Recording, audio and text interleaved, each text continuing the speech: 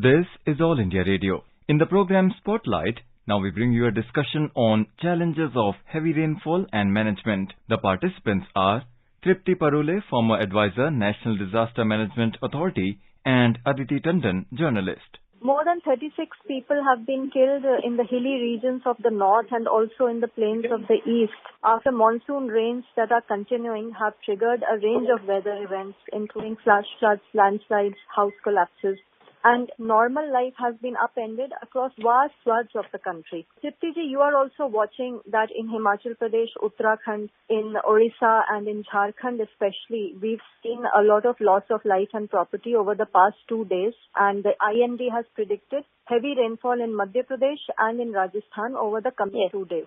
How do you see these extreme weather events? Some of these events were predicted by IMD. Some we could not predict, and obviously heavy rainfalls and sudden landslides and all that, there are a lot of factors for it responsible. Therefore, we cannot predict it. And that's why we see lots of loss of lives, especially. Right. Do you think there's any way in which better predictions, at least of, for instance, events like heavy rainfall, cloudbursts and landslides can happen? Because these are events that are now progressively rising. If we look at the past few months, we've had a lot of landslides and cloudbursts. Aditi ji, during the rainfall, and because the rainfall patterns are going haywire these days, because of the environmental changes, because of a lot of other reasons, a lot of construction has been happening in the hilly areas, especially road construction and private constructions also, which is expecting a lot of these kind of, especially landslides. So even if you predict that there is a heavy rainfall, you can never ever predict any kind of landslide situation in such kind of terrains. It's very difficult. Precaution we can take. We were looking at these challenges that we've seen, especially in Himachal Pradesh and Uttarakhand this year. And you might recall, Tripti ji, that even in the Amarnath Yatra, there was a lot of hurdle on account of cloudburst that was on July 18 and 19. So according to you, can the governments do better in order to manage such events? Because you're saying you cannot predict such things, but you can actually prevent perhaps through precaution. Something, again, in every disaster, there's something pre-disaster management and during disaster and after disaster. So most of the natural disaster we can do after and pre. During we can't do much. We just have to keep ourselves in some safe location or something. In the case of landslides and cloudburst also, like if there is a heavy rainfall, that is during the rainfall season, some occurrence will be there. So before that, we have to be prepared. And cloudburst have become a very common phenomena in last 10 years. Before that, cloudburst was like one heard of phenomena. But now it's like 5-6 times we see cloudbursts happening in different terrains. Those kind of things can bring a lot of kind of situations. It can create a lot of situations which can't be then handled or can be handled with a lot of difficulties. So more of the awareness that government can create. And people will also have to get aware. You cannot take the risk of driving during rainfall time. And government tries to stop people, government tries to warn people, like in Uttarakhand. I've been watching it myself. There have been a lot of warnings been given by the government. And because of the road construction, the mountains have become way more vulnerable. Therefore, lots of landslides have happened in one of the highways itself. So those kind of things will occur. You were saying a while ago that governments also perhaps need to keep a check on unbridled construction activities in, vulnerable hilly terrains like Himachal Pradesh, Uttarakhand, Jammu and Kashmir also. So do you think there can be any kind of, mapping studies that the government should actually start conducting? Because we do not have any such planning with respect to construction activities, although we do have laws that bar non-residents from buying land in these areas. I remember that NIDM and NDMA brought out a lot of regularities and also some kind of, regulations that how the construction should happen, why the construction should not happen, where the construction must not happen, and those kind of things. So if we start getting these things applied properly, I think a lot of mishaps and a lot of fatal things will be able to save. Also, we have seen a number of news items, Tripti ji, of late, which tell us that, nearly 5,000 vehicles enter Shimla, for instance, over the weekend. Yes. Saturday, Sunday. And as you said just now that a number of tourists enter, hilly state capitals, and there's overcrowding and there is, excessive burden on very vulnerable routes. So why can't the state government bring out some kind of a policy to regulate entry of vehicles into, hilly areas, especially important vulnerable towns like Shimla? Yeah. Weekends at least, when a lot of tourists tend to rush into these cities. Can that be done? Can a regulation to the effect of regulating vehicles into hilly towns be brought out? Is that something other countries have tried? See, the thing is that, our population is definitely a problem and a situation. Any government cannot say, okay, you are coming in and we are going to stop these many numbers and after that we are not going to allow vehicles. Cities like or towns like Nainital, Almora, Shimla, Mussoorie, these are the cities or the towns which sees huge influx of people over a weekend. Smaller spaces like Rishikesh, those are the places they see huge influx of people. Now, obviously, government can regulate, can ask them to stop at a distance, can have some more other kind of vehicle arrangement between to and fro from their parking areas and all that. But yeah, cannot stop completely. The influx can't be stopped completely, but the awareness can be created in the big cities nearby, like Chandigarh, Delhi, Ludhiana, where the crowd comes to. So those kind of things can happen, and that can bring in more, aware people towards, or people would be more careful while traveling, over the weekend towards the cities. So you are calling for more responsible behavior on the part of citizens, and tourists. Government also that more awareness should be created. More regulation should happen. Regulation in the terms that, better parking areas or something else. Some other arrangements can be made. But you can't really have 5,000, 10,000 vehicles one day entering Shimla kind of small town.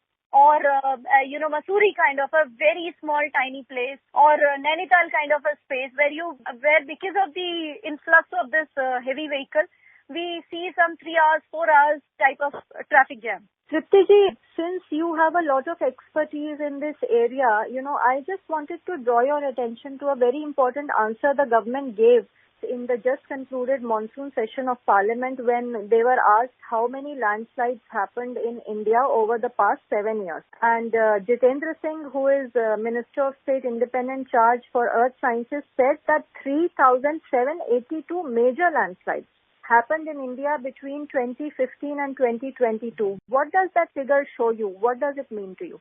That shows that, we are heading towards another 2013 tragedy. We need to make ourselves very, very, very aware and very cautious.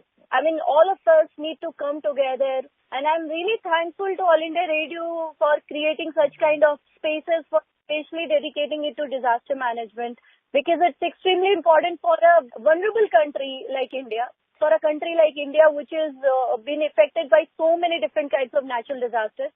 Through these kind of things, we can probably reach out to a lot of people. When we talk of the factors that are responsible for these kind of landslides and cloudbursts, a very important work that the Geological Survey of India is doing is that they are conducting what they call a National Landslide Susceptibility Mapping. This work started in 2014. And yes. We are told that they've mapped as much as 430,000 square kilometers of different landslide-prone states. What does this mapping do? Will it help locals and will it help governments in managing landslide situations better? These kind of mappings, usually it is done in certain kinds of hilly terrains and all that. But those are the places, they map only very vulnerable areas. And, areas where there's no trees and all that kind of thing. But if there's a road construction happening, and because of that, a hill has been cut or something like that, those are the areas that can't be mapped. And whatever that your number gave is a very small number when you look at the area. It sounds a big number on your paper, but it's a very small area. Do you think this kind of mapping should be expanded to other areas like you are suggesting? Yes, definitely. It will be expanded by all means over a period of time. But what I'm trying to say is there's also a lot of other areas which will always stay out of this mapping area. And there also a lot of troubles and problems can happen because of sudden landslides. Also, post-disaster investigations of landslides in the country has revealed that the major trigger, like you also said earlier, are unprecedented high rainfall situations. But there are other factors also, Triptiji, geo-factors such as terrain character, land use, land cover. These are areas that are within the remit of the state governments, and they can do better in managing these factors, right? Definitely, Aditi, like we can do seed balls. Government can do seed balls. We can start, throwing seed balls with the help of drone, or there are so many technologies that have come up, open areas, all the vulnerable mountain areas and terrains, and we can start growing plants which very, very belongs to the local terrain, which can hold on to the soil, which can hold on to the rocks, which can prevent a great deal disaster. So those kind of very smaller activity that can be done with the help of self-help groups and panchayats and all the other kind of systems that we have it in place already. And that can be easily be handled by local government. That's an excellent and very practical suggestion that you've given, that plants that can hold the soil are very important to grow. Yeah, like there is a plant called Rambas in Uttarakhand. Now that plant never gets burned during, forest fire, and also holds on to 40% of the soil erosion and all that kind of things during a natural disaster. So a very resilient plant, like you said. Very resilient plant. Yes. And secondly, just one more thing before we wind up. There are anthropogenic factors, GSI has also pointed out, which contribute to landslides. Anthropogenic are all factors that are caused on account of human activity, such as blocking of drainages has also been cited as one of the factors that could actually aggravate landslides. What do you have to say on that? Yes, absolutely. And we must be doing something, especially in the hill areas. As I said, Aditi, the numbers that's been presented by the Honorable Minister this time in the Parliament for the landslide. And these are really scary numbers for that matter. And if these are the landslide number that is reaching the government, you please multiply at least 5 times more that is happening on the ground, because there are smaller landslides and all that which never get, recorded. So those are also the kind of things that happen. So definitely we must take very local measures, very simple measures, but we need to stop all this kind of things. Right. And among landslide figures, you will be very surprised to know that Kerala tops the list with 2,239 landslides over the past 7 years, followed by Tamil Nadu. I am not surprised about Kerala's number, because Kerala has become a very, very susceptible to landslides and all that, and this was predicted again long back because of the way they are cutting their forests, the way they are clearing their forests for, different kinds of agricultural activities and constructions and all that. So I'm not at all surprised with the Kerala numbers. Second and third positions are taken by Tamil Nadu and Karnataka, Triptiji, followed by Jammu, Kashmir and Himachal. Well, Uttarakhand is also one of the states, definitely is there and is very susceptible and very vulnerable. And especially the Garhwal region is more vulnerable than the Kumaon region. So yeah, these are the places which is extremely vulnerable, and the only reason is that we are really not taking care of the environment here. Right. I think you pretty much summed up everything, and you have basically said that citizens need to take control of, their own behavior with respect to environmental and natural conservation, and governments can only do that much. That's parting message to the people from your side, Triptiji. Aditi, I would say government should also increase the awareness. Government should reach via the district level by, DMs at the district level and that kind of thing. And DM should reach out to panchayat. Panchayat should reach out to, self-help group and all that. And if that involvement happen, only be able to recover ourselves and we will be able to take pre-disaster, precautions. So you are recommending a bottom-up approach. Thank you so much for your time, Triptiji. Thank you, Aditi. You are listening to a discussion on challenges of heavy rainfall and management. The participants were Tripti Parule, former advisor, National Disaster Management Authority, and Aditi Tandon, journalist. This program was produced and presented by the News Services Division of All India Radio. You can listen to it on our mobile app News on AIR. This program is also available on our YouTube channel News on AIR Official. You may email your opinion about this program at airnsttalks@gmail.com.